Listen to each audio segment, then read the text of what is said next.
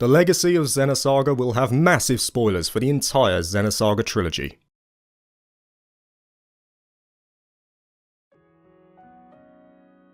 By this point, Monolith Soft had collectively made the decision that Episode 3 would be the conclusion for Xenosaga, but did state that if the game was a success commercially, they'd be open to developing more.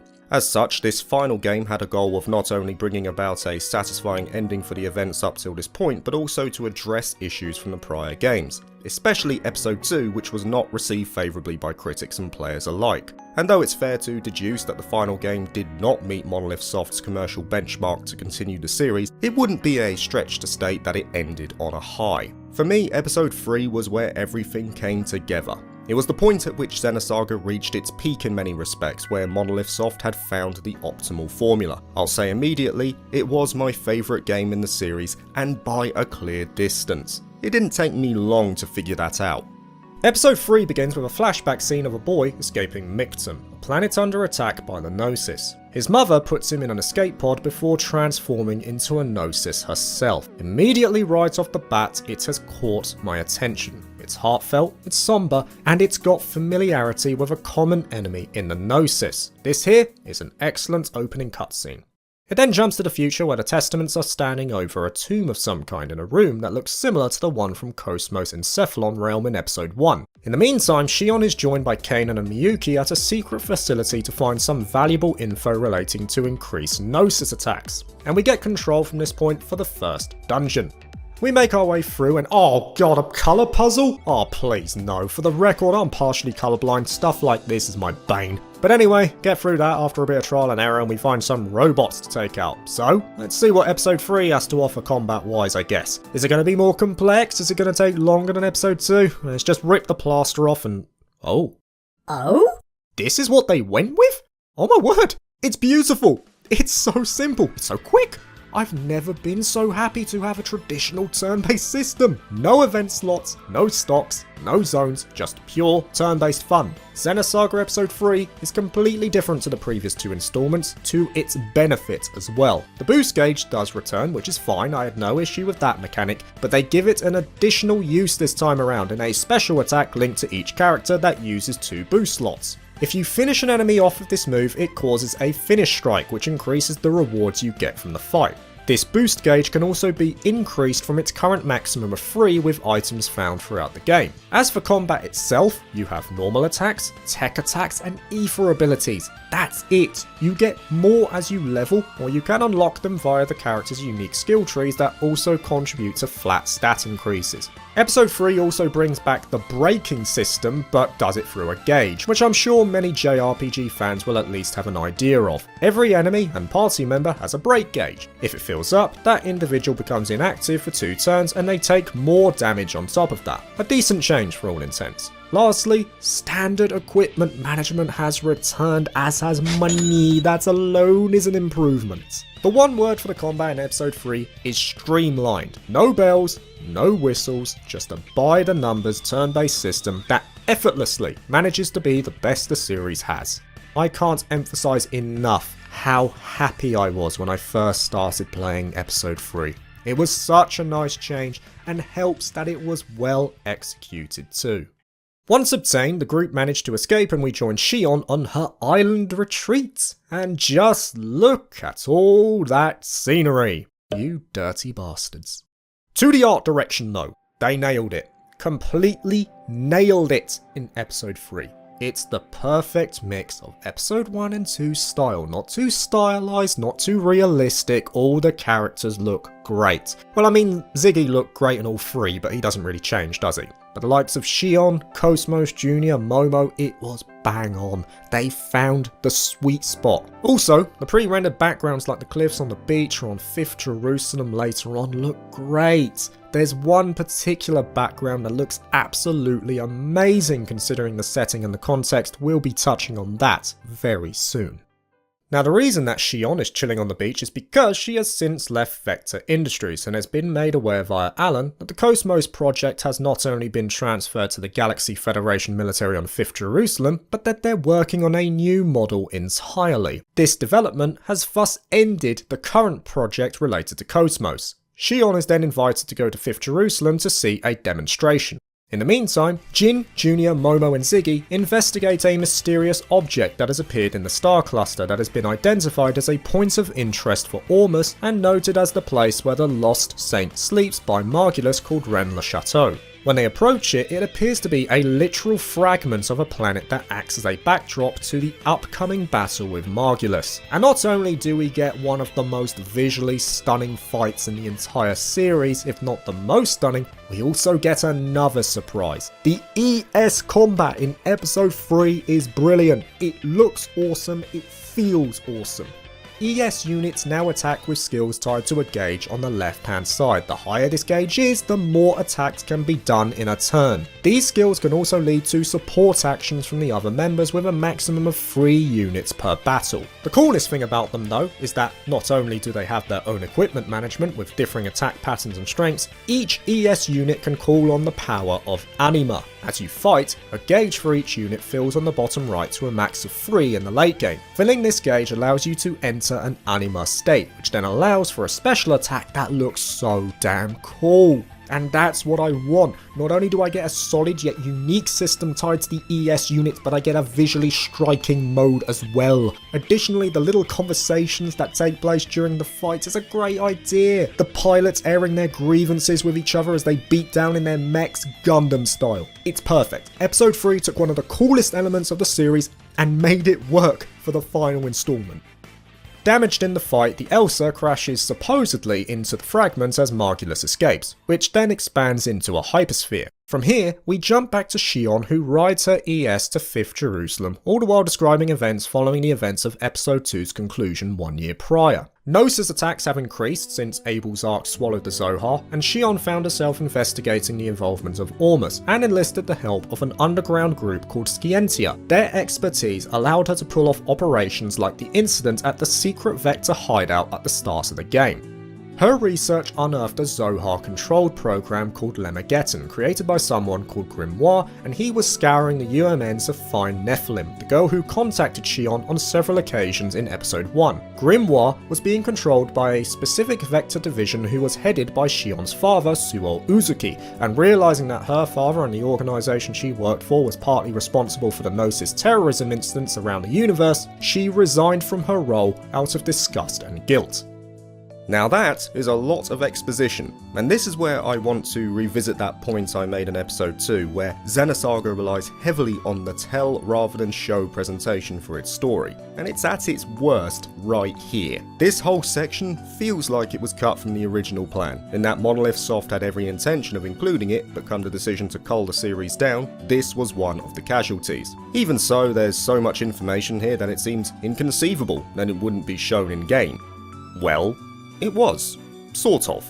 You see, in between Xenosaga Episode 2 and 3, there was another release for the series, but once again, just like Pied Piper, it was Japanese only and relegated to being merely a side project. As a result, it became difficult to access if you weren't in the know. Many Western fans who played the main trilogy back at that time had no idea it even existed. From 2005 to 2006, a Flash video series called Xenosaga: A Missing Year was released on Namco's website, and it was a full narrative centered around the events that took place between the end of episode 2 and the start of episode 3. It's fairly chunky as well, we're talking 6 chapters here. It was soon after removed from the website when episode 3 released. In the current day, there are archives of A Missing Year translated into English for those who want to delve deeper, but the fact remains, you'd have to go out of your way to find it. I have not seen this. I personally wanted to keep my experience firmly planted in the trilogy itself, and it does feel like an extremely important part of the puzzle overall. Now, if you did stick with the trilogy alone, there is a way to get deeper information on various concepts within the world called the database that you can access via the menu.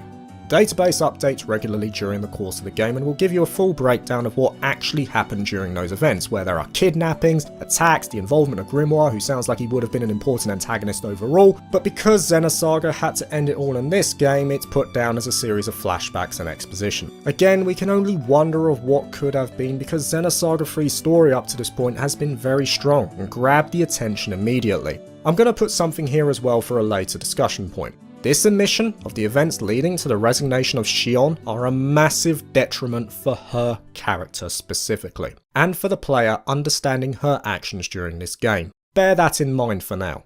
Shion eventually arrives at 5th Jerusalem where Alan meets her at the hotel, and the guy's even given her the best hotel in the city. How cool of him. And what a lovely hotel it is. Clean, vibrant, your plants! Alan then lets Shion know that Cosmos is being prepared for a test against the military's new weapon. Chaos arrives around this time and meets Shion at a cafe where she seems to have a weird moment, apparently making contact with Udo. After getting a granny off an innocent worker's back, just let the man work, grandma, they go to the testing ground. Now before we move on, I do want to give a small note here to the NPC dialogue. It's handled really well. I wish more games would do this. When you get close to an NPC, the dialogue automatically occurs, but a key word is then highlighted. If you press the square button, you get further information on that topic, which is then utilised for the side quests. I will admit that actually doing the side quest is more difficult this way, as there's no tracking or notepad made available as far as I saw, but the actual flow of dialogue was handled decently in episode 3. In the testing ground, the new model Telos is revealed, which is basically Cosmos if she got some sun, as well as Omega Res Novae, the finished article of Proto-Omega from the previous game. These two are the Federation's ultimate weapons against the Gnosis, and to show off their power, Telos takes out some Gnosis and Omega has to fight our girl Cosmos, who gets a bit of a beatdown in an impressive FMV sequence.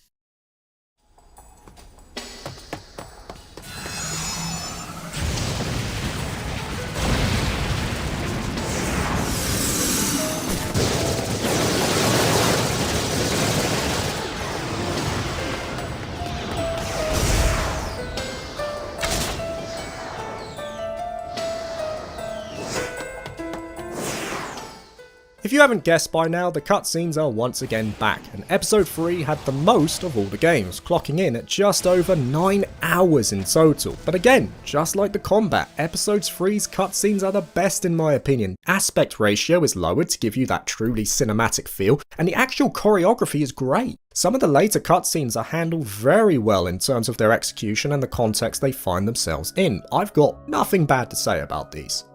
During this test, Omega's pilot loses control, causing the facility to end the demonstration abruptly. We meet an idiot called Roth Mantel, and Yuni Mizrahi also finds them, introducing the duo to Abel, an interesting kid who's got an artistic flair. Watch the floor, kid. As Shion decides to go back for a date with Alan, oh yeah, he asked her out again, the First Development Division are given the news that Cosmos is to be scrapped. Shion goes back to her room to relay the info on the new projects to Scientia to see if they can decipher any useful information, while Nephilim and Chaos decide to be super unsafe and talk about something. Shion is later called to the Durandal to discuss the rescue of the Elsa. In the meantime, Kanan is confronted by Doctus, the head of Scientia, about Project Kanan, a process that seems to be embedded within Kanan himself, yet he knows not of its existence or purpose. On the Durandal, the gang are all gathered. They decide the best course of action to save the Elsa and access the Hypersphere is to steal Cosmos from the testing ground. They make their way over and the group push through to where Cosmos is stored, while also freeing a Gnosis because why not? And can I say as well, Shion is really mean during this sequence. I hope you didn't make any mistakes this time. Miyuki, you screwed up again, didn't you? Miyuki, you didn't tell me that they had macrophages deployed? What the hell have you been doing? Then concentrate on supporting me instead of making excuses. You messed up again, didn't you? They aren't in jest either, there's definite malice in those words. I appreciate that this mission they're on is important, but don't be a dick about it and put more pressure on. At the bottom of the facility, they're led by Abel, who is the pilot of Omega, to Cosmos in the dump.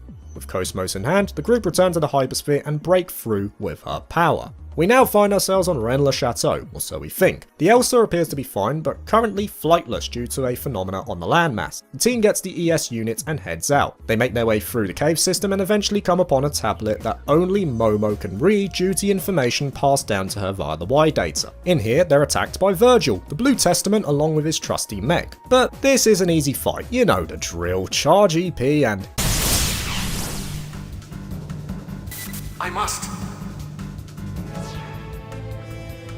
Okay, maybe not. This is actually a fairly challenging fight for this point in the game. Following the fight, the White Testament makes an appearance after his inauguration in episode 2, and Junior instantly recognises his voice. Let's be honest, we're not surprised either, and it wasn't meant to be a mystery anyway. The Testaments fly off, but the group cannot give chase. Some mysterious force is holding the ES units back and drain their power, with answers hinted in the nearby temple. At the end of the temple is a graveyard, the same one from Shion's dreams, and right in the depths is the tomb from the opening part of the game, and some burial mounds that have the same names as the ES units. After exploring it and seemingly finding nothing concrete except that the room is based on Cosmos' subconsciousness, Telos makes an appearance and clearly has a grudge against Cosmos. Apparently, while Cosmos exists, Telos cannot be complete. And I have to say, this is an intriguing plot point for episode 3. We already have an idea that Cosmos is more than just an android created to destroy the Gnosis, but this gives further evidence that she is not complete as an entity herself. And with that comes the mystery surrounding it. What is the relationship between the two androids? Why does Telos hold such animosity because of that? What do each of them represent in the grand scheme of Xenosaga? And also, why am I getting my ass handed to me? Unable to continue combat, shutting down systems. for some reason, I had a tough time with this fight. Telos has a buff about halfway through that pretty much one-shot any member in my team in the most brutal way possible. In all, I think the boss fights in episode 3 were far more difficult than anything in the previous two games, and that was apparent before Disc 2. Generally, you're attempting to balance the break gauge with the moments where they prepare their heavy-hitting moves, but that's easier said than done, even with tech skills specifically designed to damage that gauge. This was where the game pretty much let me know that it wasn't messing around. With a bit of endeavour though, Telos is beaten. At the end of the fight, we finally get the first anime battle! During this, the idiot Roth Mantle makes a belated appearance, revealing himself as the Red Testament and stating he is merely there to observe. Cosmos gets her ass handed to her, but just before Telos can finish it, a light shines from Cosmos and the nearby tomb, causing the hypersphere to shrink. The scene then flashes back to sexy time between Kevin and Shion in the past, where they discuss the reason for the building of Cosmos and the role of mankind in the universe. That is the weirdest foreplay I've ever heard. But it works. Shion gets the necklace and more sexy time occurs. Sorry Alan, it's over. And it looks like Udo was interested as well. Who knew he was such a peeping Tom? After this, Shion wakes in a forest alone. She finds the group quite quickly though, and Junior unleashes his inner predator on Shion. Don't move! They eventually find a Federation soldier who happens to be a younger Virgil under attack by Utic Realians. We're also seeing Utic headquarters Labyrinthos in the distance, which doesn't make sense. Labyrinthos is in ruins, right? They find out that they're in the past, on Old Miltia a few days before the destruction of the planet, so Shion knows where to go to treat Virgil, at the church where she would frequently go with Feb, the Realian from the previous two games. There, Feb transplants her organs to Virgil, and we also see Tiny Shion along with a young dude who is definitely not Kevin. They're told by Tiny Shion that the Elsa is in the nearby mountains, so they make their way through the mines, and here we find a Xenogears reference, plus we get to ride a long-ass zipline. Upon rejoining with the Elsa, Shion is told the bad news. Cosmos' black box has been destroyed, and as such there's a chance that she will never wake again. In the meantime, Uni Mizrahi tells the Kukai Foundation that the Federation are preparing to attack the Ormus home planet of Mictum, with Dmitry Yuriev under the guise of Guinan spearheading the campaign. He clearly is looking for something on the planet, and they realise soon after that he is searching for the mechanism called Zarathustra. The team on the other hand aren't doing too hot. The vessels of anima that power the ES units have mysteriously disappeared, and their very existence in this past timeline is causing a contradiction that could destroy the universe, or something like that. So in other words, everyone is boned if they don't escape. Deciding that she doesn't want to just hang around, Shion makes her way to Old Miltia with Alan by her side. They find a Utic convoy along the way with destroyed Realians and Utic researchers that were attacked by a Federation platoon. Shion sees her father, Suo Uzuki, as he makes his way to the destroyed convoy, and he clearly has little regard for the loss of life inside, just the data that the units contain. Shion and Alan make their way into the city in disguises they found in the convoy. In Old Miltia, the duo make their way to Labyrinthos to find out what's going on, but not before we do some side content like pop some kid's balloon. That teaches you for having fun, kid. Once inside, Shion and Alan discover that UTech were using a hospital front to conduct human experimentation in order to perform a connection link between those who can link with vessels of Anima and the Zohar. Science stuff. In other words, they're doing bad things. They find Yoakim Mizrahi, a younger Kevin who's a bit of a twat, and also Shion's father and mother, the latter of which is also a test experiment. When meeting Kevin, they also back up data of Cosmos, as it appears he was working on her as a weapon against the Gnosis, even at an early age. Mini Shion comes in to see her mum, but is escorted out and now wants to go back to the church to see if Virgil is recovering. In the meantime, said Virgil is still a bit cold to Feb, but is clearly softening up.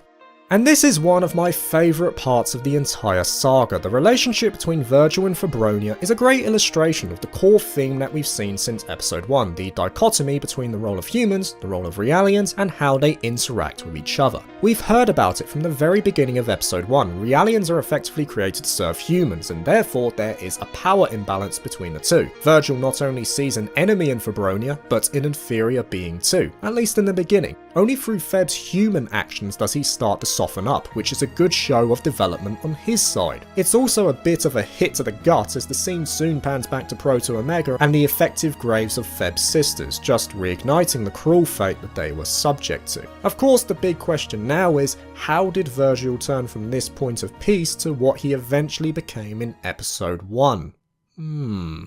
Shion and Alan bring the data of Kevin's back to the Elsa, allowing them to boot Cosmos back up, and she gets a swanky new design too. But as they do that, the Black Testament appears, and fittingly, he's a Sith Lord, literally. He deflects bullets with a force shield and even force chokes Shion before Cosmos intervenes. And you know what that means? And well, not really, it's more tame overall, but transitions quickly to the fight itself. I get the feeling this was meant to be a fairly hard fight, but just equip fire stuff and he dies easy. Eventually, Darth Baldy escapes and Shion faints again. She finds herself on a familiar dreamlike beach, but instead of Cherenkov, she finds Mizrahi. Mizrahi gives her a philosophical talk about choices and acting on one's convictions before saying that those who do so will be answered by her. Her being an individual who looks similar to Cosmos. When Shion wakes up, she decides that she wants to do anything she can to change the past and prevent the Miltian conflict, even if it goes against rationality. She also thinks she has an idea of how to escape the time-space anomaly by breaking into Labyrinthos and using the vessels of Anima as a power conduit. It would not only allow them to break free, but bring their ES units back online. They break into Labyrinthos knowing that the third wave of the Federation advance is close. In here you have your typical enemies and also Jin's swimsuit in Margulis's office? Well, you do you, my man, I guess. Give up, Margulis! No, never! This sequence also acts as closure of sorts for Momo, who gets to encounter her father face to face, and he pretty much confirms to her that he doesn't see Momo as a replacement for his daughter and welcomes the new personality that is growing within her. The group stumble upon the Zohar isolation chamber from episode 2 where Margulis, Sellers and Suon are discussing the plan of rediscovering lost Jerusalem and stating that the project was all in aid of that singular goal, including the experimentation. They find the vessels of Anima and lodge them into the ES units that were recovered earlier. Before they can escape, Shion hears her mother's name being prioritized for the Link experiment and jumps out in a panic. The rest of the team are confronted by a Megazord but have to leave Shion after the fight due to the danger. Shion in the meantime is captured as the Red Testament confronts her and reveals himself as Kevin. Ooh! This also means that the jerk from earlier was Kevin in disguise. While Shion is under interrogation, Feb appears to the Elsa crew and confirms Shion's location at Labyrinthos, so the group join together to save her. Around this time, the attack from the Federation begins. In the meantime, Suo goes back to Shion and frees her, and Shion discovers his true motives, that he wasn't simply experimenting on his wife for the project alone. Everything he did was for his family's well-being. With that, he asks Shion to find Mini Shion and protect her, meaning we're going back to the church. Once the group find her and reunite, they jump back out to a ruined Miltia with the Song of Nephilim sounding in the distance, and we get to see some flashbacks to episode 2, like the Asher flying above. We make our way through the city and find a dead boy on the rooftop? Oh god, I killed a kid by not giving him a balloon? It's all good though, we won the lottery too, so we can contribute to the funeral. Money solves all. The scene then pans to the church, where Mini Xion has been chased by out-of-control Realians, corrupted by the incomplete Song of Nephilim. What follows is one of the most harrowing moments in the whole series, as Febronia, attempting to protect both Xion and Virgil, gets beaten, stabbed, and cannibalized right in front of Virgil. It culminates in a final moment where Virgil seemingly sacrifices himself by blowing the church and the rampant Realians with it. Following this event, the Blue Testament, or the Virgil we know, appears before us, and of course we gotta fight him, take him down, and you get to see the final moments of his character as he walks away in the light with Feb by his side.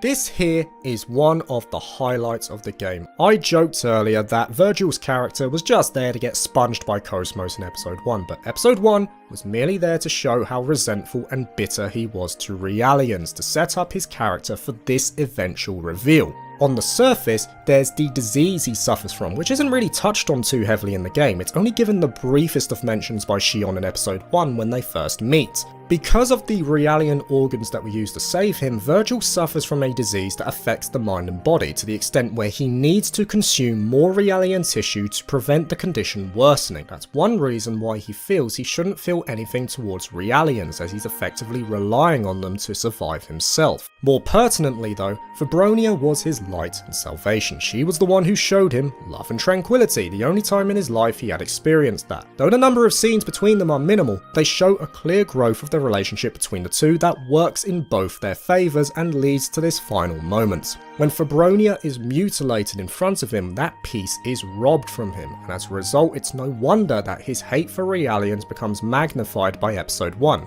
Initially we see what is a fairly unlikable character in those opening scenes for the first game, but such is the storytelling of Xenosaga as a whole, it intentionally keeps the door wide open for the mysteries to be solved later on. Virgil is a great proponent of how that type of storytelling can work. His eventual decision to become the Blue Testament was birthed not only from his hatred, but also from his desire to potentially revisit this place where his life was affected so heavily. He wanted the chance to reject the person that Febronia had showed he truly was, to reject the weak self that couldn't save her, and it's fitting really that in these last moments, Febronia once again reminds him of who he actually is, effectively saving him yet again. It's these actions that allow Virgil to finally move on to a world that they both dreamed of, a world shared by both humans and Realians. It's brilliant, and I wish there was just a bit more time given to it. It's one of the high points of the entire saga, and conveys a very important message of the series as a whole, that no matter our origins, our backgrounds, or our circumstances, we can always come to understanding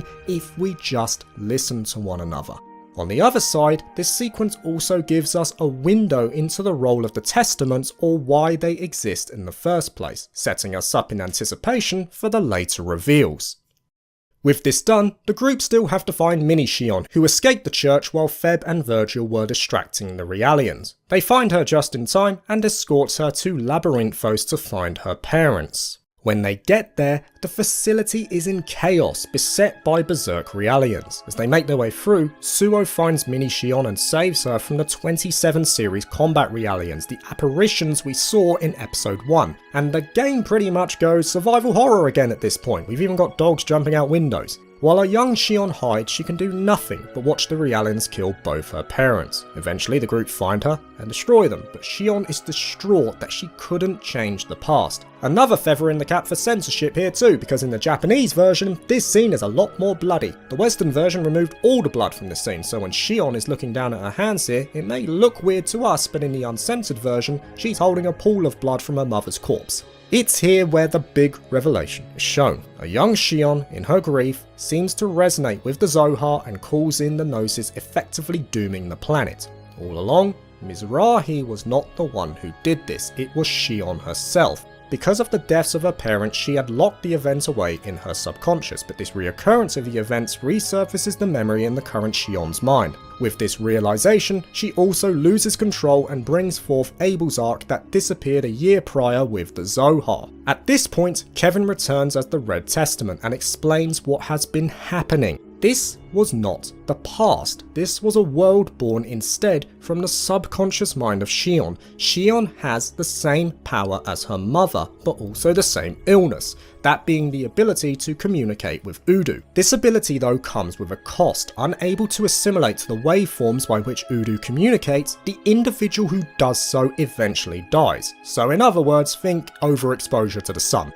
The issue though is that those who communicate with Udu ultimately don't have a choice. The being itself is omnipresent from higher space, and as such there is no escaping this fate. With this in mind, Kevin says he made the choice to become a testament in order to save her, and that he and Telos are her only salvation. Cosmos, on the other hand, is described as merely a prototype, a vessel to collect data for Telos and observe Xion. He also drops the bomb that Cosmos draws her power through Udu as the source, the Zohar acting as a gateway to that source. Effectively, each time Cosmos uses her power, she is killing Xion. So it sounds like Kevin's been a good guy, in a roundabout way, but it's never that simple, and Jin sees right through it. The biggest issue being that the Kevin in front of them is no longer a human, so his motivations are not as black and white as they seem. Cosmos is instructed to escape with Xion, who's already decided to go with Kevin. As such, she gets a karate chop to the neck, and we once again get to see the space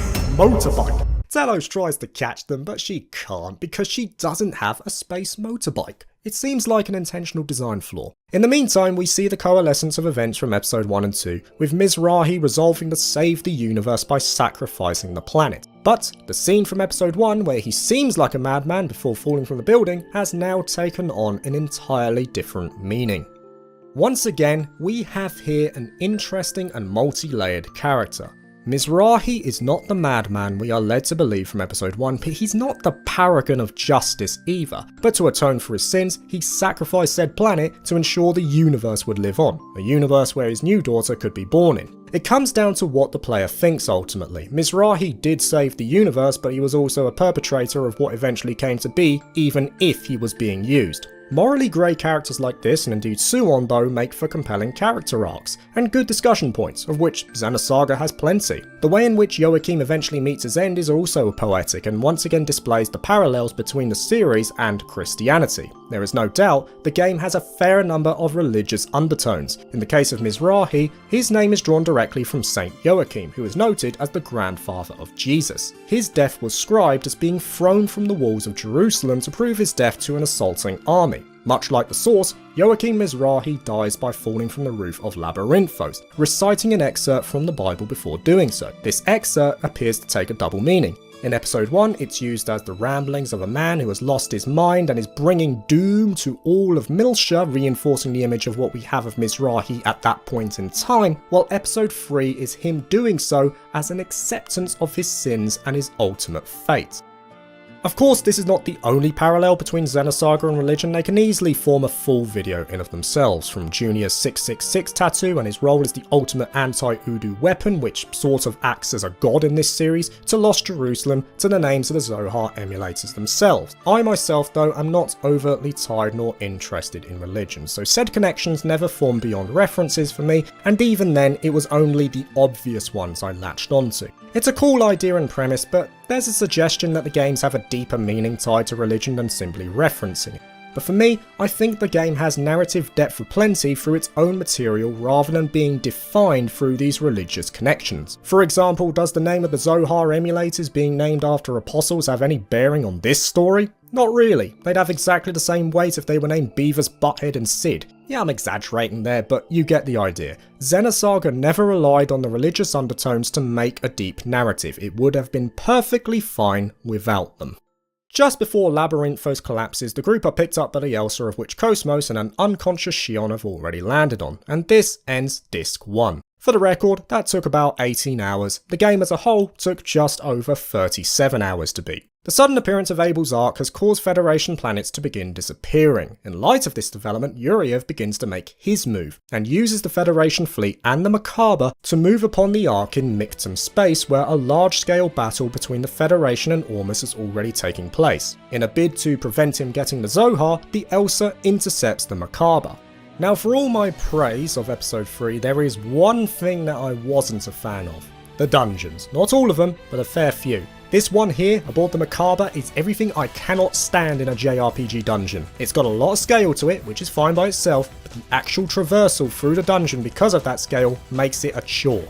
So much back and forth among different layers just to open a door, which forces you to circle around to open another door, which then requires a switch to bring the ES units down. Oh, please just end it. It looks cool and obviously presents this grand scale, but it's a pain to navigate. And it's not even difficult, it just takes ages to traverse from point to point. Not a fan of it. Anyway, when they finally get to the core, they realise they've been had as a researcher called Sellers, who worked with Margulis and Utic, tells them that Yuriev has used this as a decoy to attack the Durandal and take the Zohar emulators, as they are the key to him entering Abel's Ark. Sellers also lets them know of the true purpose of URTV Unit 669, that being Negredo, to act as a vessel for Yuriev's consciousness. Yuriev himself, many years prior, had also made contact with Udu and had come to fear it, but this gave him the ability to transfer his mind as well. This, along with the Y data he obtained, gave him the solution to his fear, with the emulators being a part of that solution. And now that the group is absent from the Durandal, Yuriev uses Omega to apprehend the ship, and by the time the group get back,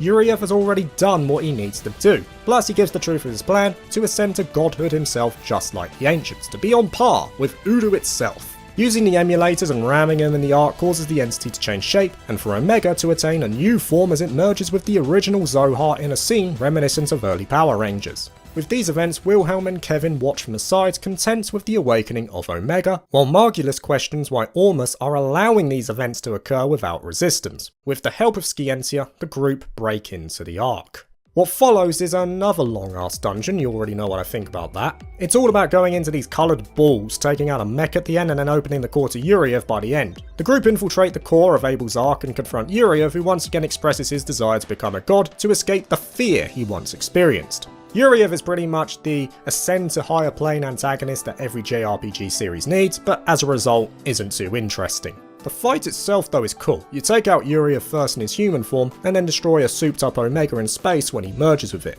After the fight, the White Testament appears and reveals himself as Albedo.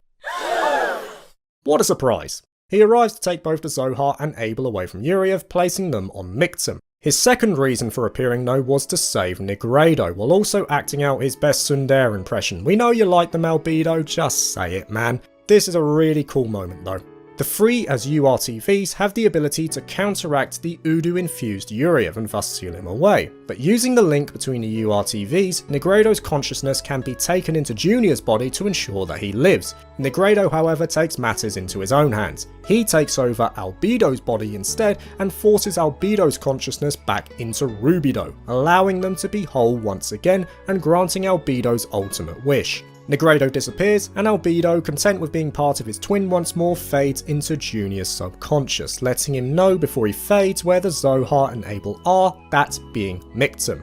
In the meantime, Wilhelm, along with the final two testaments, feel the time is right to enter the stage. He reveals himself to Margulis as Cardinal Heimlein, and effectively tells him that the dream of returning to Lost Jerusalem was a lie. The true purpose of Ormus was to manage both the relics of God, but also the words of God, Lemegeton, words that had the power to dissipate the universe. In other words, blinded by faith, Margulis was used as a tool, and from this point loses all purpose. Meanwhile, the Elsa is surrounded by the Ormus fleet and is forced to land on Mictum to escape destruction. There, they resolve to find Abel and the Zohar. Now from here, I could have gone straight to the final area, but in the words of Yuriev, I wanted to become a god first. The cool thing about episode 3 is that all the extra stuff is mostly before the final showdown, so if you really want to get super powerful, then it's all there beforehand. These side events result in the most broken strategy for the game, and I put strategy in quotation marks there, and if you do them, you effectively win the game right here. Yeah, I could have stuck to the traditional way, but I thought I'd go out in style for the final moments.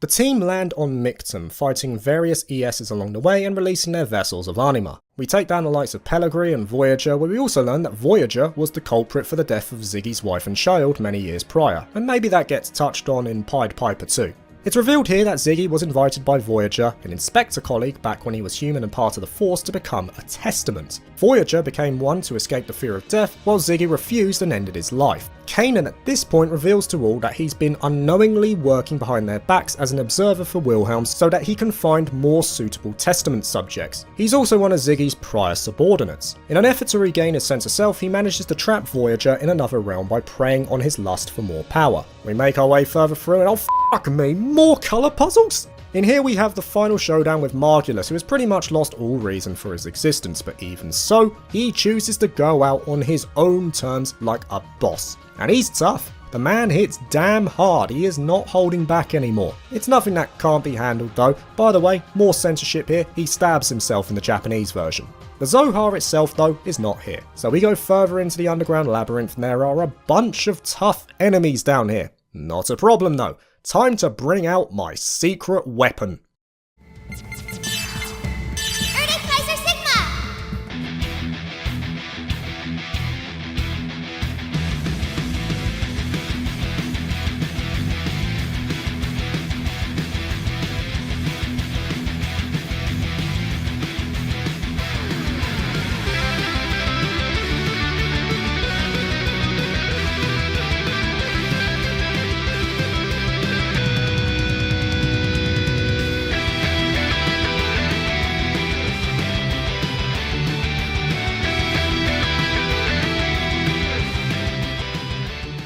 At a seeming dead end, she encounters Nephilim once again, and feeling guilty over the role she played in the Gnosis attacks back on Milsha, resolves to awaken the consciousness of Cosmos, who is described as her other half. On what appears to be Lost Jerusalem, she goes through the familiar graveyard and finds the tomb where a woman lies, with Chaos standing nearby.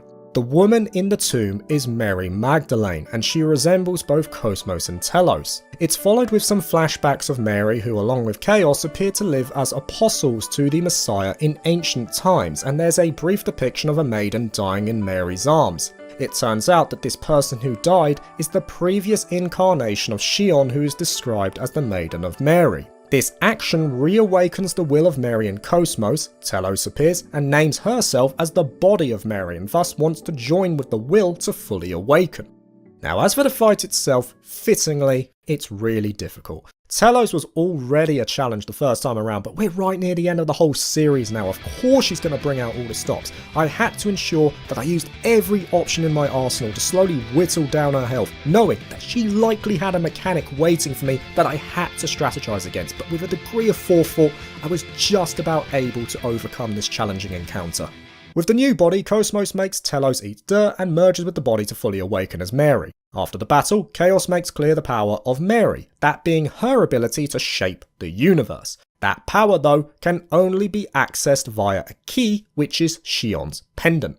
They then push on and find Kevin, who tries to convince Shion to join his side, stating that everything, even his death via the Cosmos prototype in episode 1, was orchestrated so that the eternal recurrence plan could come to fruition. He needed Shion and Cosmos to grow closer, knowing their true roles and that they had the power to awaken the relics of God which would bring about this event. The Eternal Recurrence Plan is effectively a method to prevent the universe's impending destruction, and will reset before that event occurs, meaning that humans will continue to live on in an infinite loop of life, blissfully unaware as their memories are always wiped when this happens. Kevin's desire is to enact this to prevent the death of Shion, and to live eternally with the one he cares about. That sounds pretty damn familiar to another game, also from Monolith Soft. Anyway, what are we worrying about? There's no way Shion would sacrifice everyone for it. Oh god damn it, she has! Feeling sorry for herself and even lambasting all of her friends before doing so, Shion feels that Kevin is the only one who understands her, and since he is the only one who has found a way to save her, she feels compelled to be with him. And it actually results in a fight for good measure. What a twist! Now, I could be gentle, as Shion is going through a tough period at the moment, but nah, she needs this. And this here is the best time to discuss Shion herself. Shion's character arc ends when she rejects Kevin and the Eternal Recurrence. How she got to that point though is the point of contention.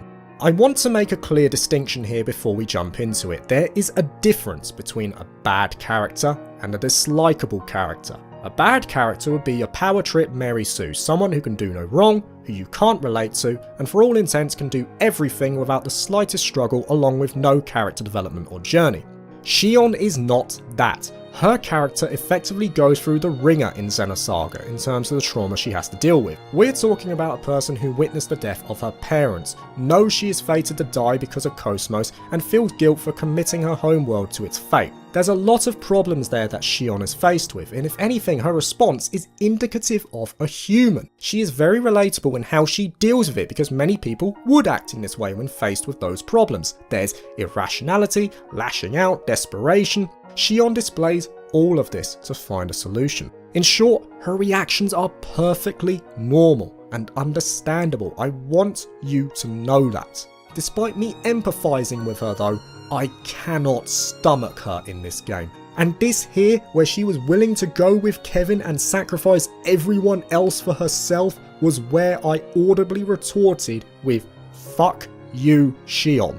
Now some people will put on the rose-tinted goggles and argue that Xion wasn't like this in episode 1, that she was quite sweet and driven in that game. I disagree. Those mannerisms were always there, and we saw it on several occasions. The point where she was willing to kill herself, and by extension Alan, to force Cosmos' hand, the constant lambasting of Miyuki, the cold shoulder given to her brother when they talked. The traits were there even early on. But in episode 1 at least, it was rooted in rationality, as she was so focused on Cosmos and her work. By episode 3 though, she's a lot more snappy because the inhibitors are off. Now I bring it back to a segment that we mentioned earlier. That exposition given near the start of the game by Xion sounded like a game in of itself, and I argued that it sounded like important information to fully understand Xion's character. What we see over the course of these games is a fairly headstrong yet driven individual in episode 1. Episode 2, nothing really happens for her, but in episode 3 she goes full on bitch mode.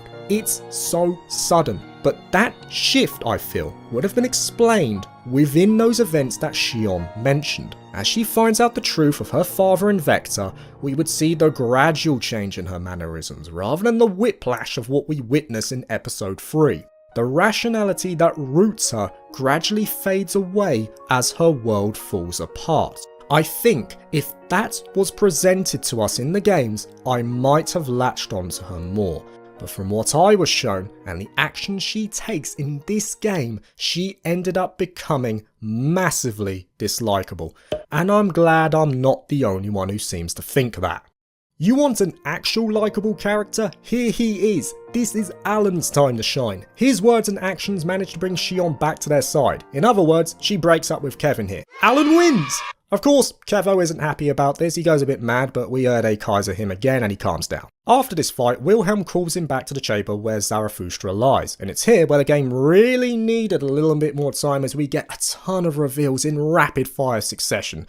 In basic form, Wilhelm is going to use a function he input into Zarathustra to enact the eternal recurrence, and it's suggested that he has done this many times before. To do this, he needs the vessels of Anima, Abel and Mary, along with the key to activate it. The reason he is doing this is to save the universe which is on the brink of destruction. The Gnosis are the forms of people who have rejected the current universe and wish to be born anew. That's the basic outline. There's so much more to it that I had to read up about, but it goes into some pretty large detail overall about upper and lower dimensions, fail-safes and all that jazz. A lot of science fiction stuff that will make your head spin, so if you want to see that, check it out. I gave you the TLDR. In our case though, Wilhelm is the bad guy even though he's not. But we want to save this current universe, so we gotta fight him. Wilhelm tries to force Xion to unlock Mary's power, but Kevin comes around and chops his arm off. That is 100% a Return of the Jedi reference. Cosmos, or Mary, also rejects Wilhelm and destroys the key, with Kevin also attempting to sever the link between Wilhelm and Zarathustra. This causes Zarathustra to lose control and gives us our final boss battle.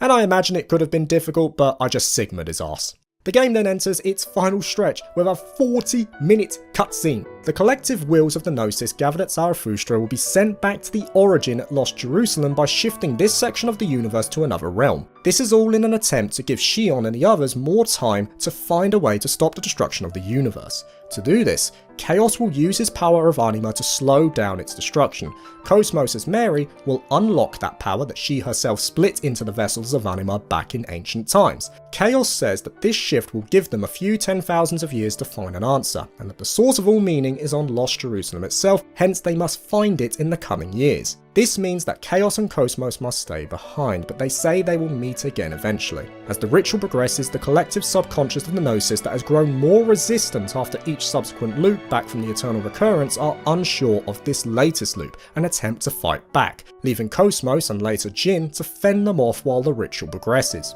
During this time, Jin is killed and Cosmos seemingly sacrifices herself before the shift occurs. The rest of the group get back to the Elsa and manage to escape via a lone UMN pillar that allows them to hyperspeed out of there before getting swallowed by the explosion. When they wake up, they find themselves in blackness with no UMN to aid in communication. But they are found by Miyuki and the crew aboard the Damarong, and the game ends in a sort of bittersweet way. Shion, Junior, Alan, and the Elsa make their way off in search of Lost Jerusalem to save the universe and keep the promise made to Chaos. Momo, on the other hand, along with Ziggy, are going to work on making a new universal network similar to the UMN. The game ends with the trio setting off on their long journey, their success ultimately unknown.